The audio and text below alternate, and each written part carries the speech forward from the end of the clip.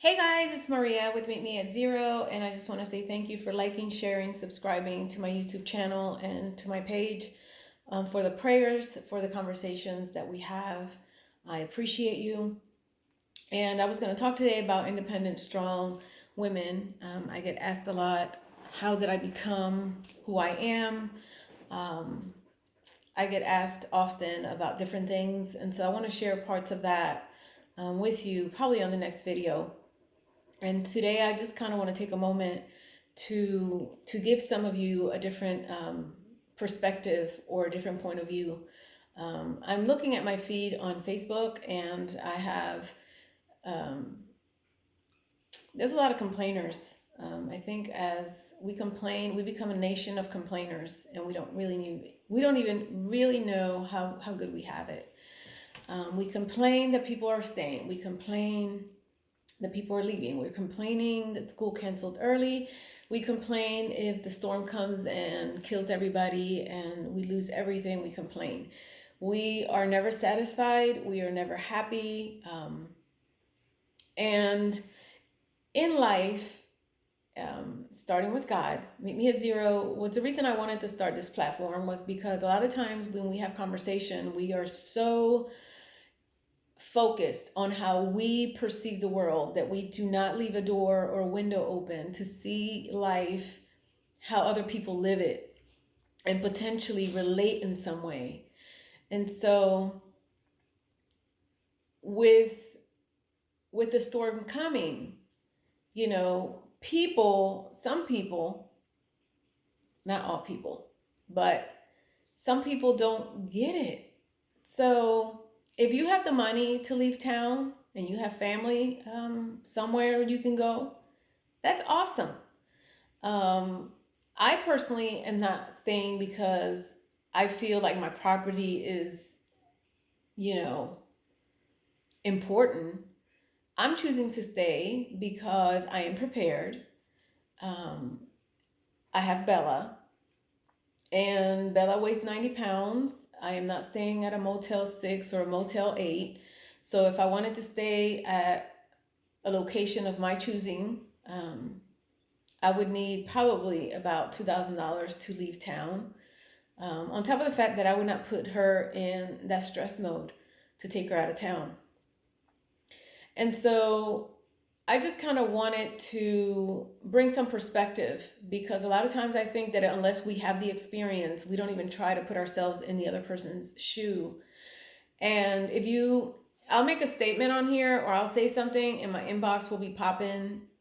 I don't have any animosity for women that are taken care of, married and have a husband, a living boyfriend, a sugar daddy. What I do want to bring to this platform is that there are a group of single women, single moms that are hustlers, that only count on one paycheck, that they have a plan A, B, C, and D. And at this point, they're not complaining. They are ready. Some of them are staying, some of them are leaving. But they know what they have to do to make things happen. And so today, I'm speaking to them and I'm speaking to you, because while some of you are complaining and your husband went and put gas in your car and he got charcoal and he cleaned the yard and he's done so many things for you, we got to do those things for ourselves and the rest.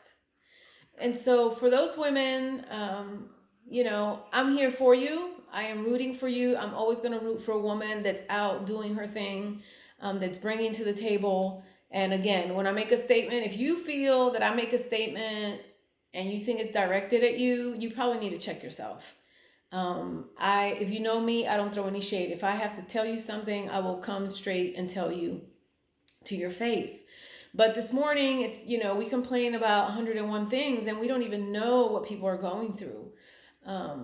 So I will say this: if you and I have a conversation in confidence, I am never going to bring that information up in this platform at all. Some information is very generic and general, and that's the information that I compiled in my head to bring, because it seems to be a consensus among the people that I'm in my circle. So I know people that are ill that can't leave town. I know other people that have more than one dog. They can't leave town. There's 101 reason as to why people can't leave. They don't have the money to leave town. And so that's their prerogative. I just want you, if you're staying, to be vigilant, to be prepared, and don't put EMS or anyone in danger because you decided to make a reckless decision. So for some of us, it's not an option to leave town. And for some people, they can just get up and go. And that's cool. For you, I just say be safe on the road. Be patient. Don't go to another state to honk the horn and cut up like you drive in Charleston. Represent as well. Above all, pray. This is a great time to spend some quality family time. Growing up in Puerto Rico has taught me many of things. One is to always be prepared for hurricane season. So I've been prepared for 2 days. The only thing I have not found are reduced fat ruffles, but I have my books, my puzzles, my radio, I'm ready. I'm as ready as I'm going to get. The houses here are not solid like they are back home, but it is what it is. But growing up in Puerto Rico, I just remember that whatever we had in the freezer, we cooked. We had everything set up outside to collect the rainwater. My dad would make soup typically with polenta is what we ate, and we entertained ourselves with usually cards. And we had a radio that we used to listen to, WKAQ Radio Reloj. I'm not sure who remembers that, and I'm sure that radio station is still pretty much active. After the hurricane would pass, sometimes when the eye of the hurricane was over the island, or there was a moment of peace, the kids would go out, the boys, and they would play in the water, or just go out and look. After the storm, for sure, most of the time the boys would survey the neighborhood and just play outside in cardboards, mudsliding down the mountainside. So there are great memories to be made during a very tragic and Mother Nature event. I really think God is trying to get our attention. We have neglected the planet, and for some reason we feel like it's not important. Everything that God created, He created before man. That was the planet, the food, the trees, the animals, and we were entrusted to take care of them, and we've done a really poor job at it, and we're paying the price now. So this might be a good time of awareness.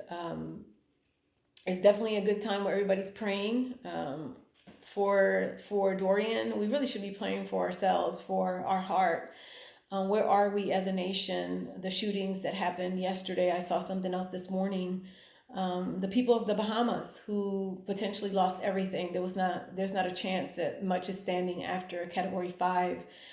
This morning I read it's moving at 2 miles an hour.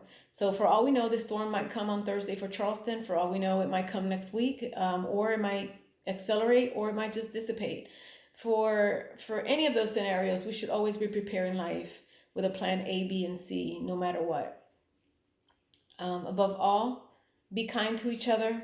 And this week, I just want to encourage you to seek the light in the darkness, to represent as well if you're out of state.